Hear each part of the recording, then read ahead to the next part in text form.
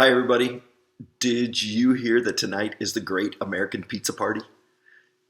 I guess people from all across America are going to be ordering from their favorite pizza joints to support restaurants right now during this difficult time. I don't know about you, but all I need is an excuse to eat pizza. So thank you, America.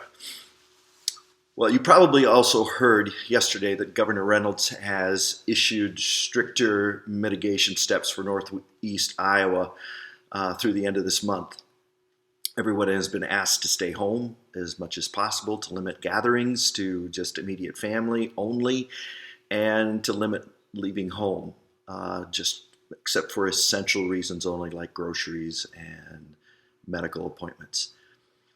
So just like you, our church staff is making adjustments to stay within these boundaries. We do this so that we can stay safe and out of respect for the safety of everyone else, especially those who are most vulnerable. And we encourage you all to do the same. So keep your time away from home to an absolute minimum.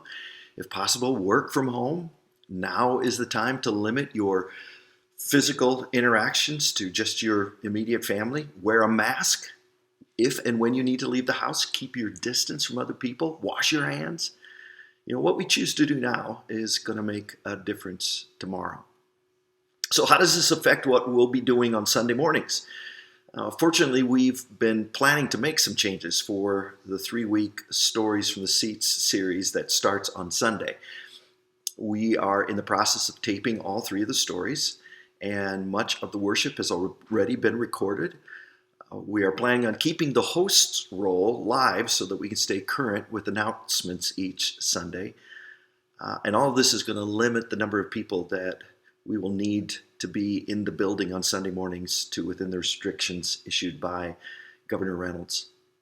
I have been so proud of how our staff, our church staff at each of our campuses have remained so flexible, continuing to make adjustments, asking really great questions, and having critical conversations where necessary. We're all on a journey, and how we walk together on this journey right now is really important. So, how are you? How are you doing? I really wish I could hear all of your answers. It's really a great question, though, isn't it? How are you? Honestly, that's been a hard one for me to answer some days. I've been experiencing all of those emotions, disappointment, boredom, anxiety, fear, weariness, doubt, anger, guilt, and shame over my feelings. But there's also been a lot of laughter, hope, rest, gratitude, fun, deep connections, love, renewed faith. And so many of these emotions just kind of exist all at the same time. So I encourage you to name and honor how you're feeling.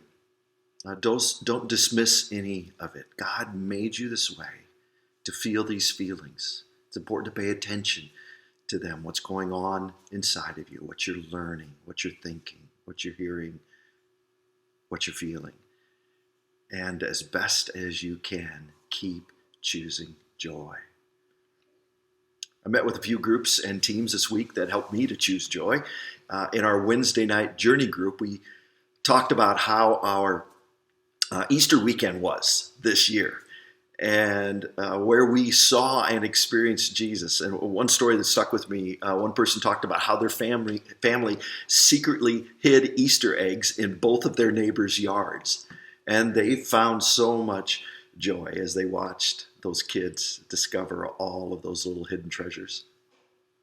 Our mission strategy team met on Zoom, and we spent about an hour hearing reports on how our international and local partners are doing right now as they face this pandemic in their own countries and neighborhoods.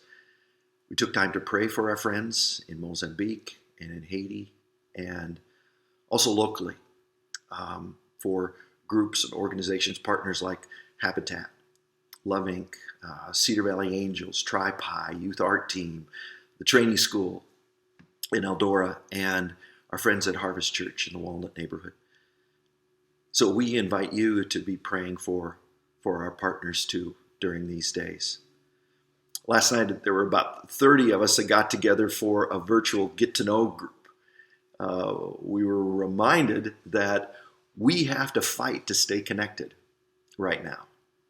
We also spent a little bit of time studying a part of John 7 together. It was such a great time of listening, of learning, meeting some new people, encouraging each other. Now, we're going to be doing this for 3 more weeks on Thursday nights, and you are invited and welcomed to join us for any of those weeks.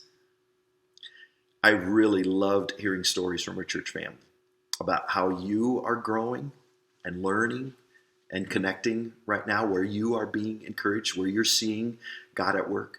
And please continue to share those stories with us. There's a place on Orchard Central where you can do that. You can even upload some pictures there for you to share with us that we could maybe share with others too. We really do love hearing from you. Deb and I have started playing Jim Rummy again, which has been a great thing. She is winning so far. I think the running score is 5,083 to 42. We also started playing this game called Why Do You Do It That Way? We're both losing at that one, actually. Matter of fact, I think we're going to stop playing that one. A friend shared with me the other day a familiar verse, a couple of verses actually from the end of Matthew 11, and it was just right for me this week, and maybe it's just right for you too. Jesus says, "Come to me, all you that are weary and carrying heavy burdens, and I will give you rest. Take my yoke upon you and learn from me, for I am gentle and humble in heart, and you will find rest for your souls." That's Matthew 11, 28, 29. Please know that we love you. We do miss you. Stay safe, please. Stay healthy physically, emotionally, mentally, spiritually. And keep praying for sunshine and warm weather. We'll talk to you again soon.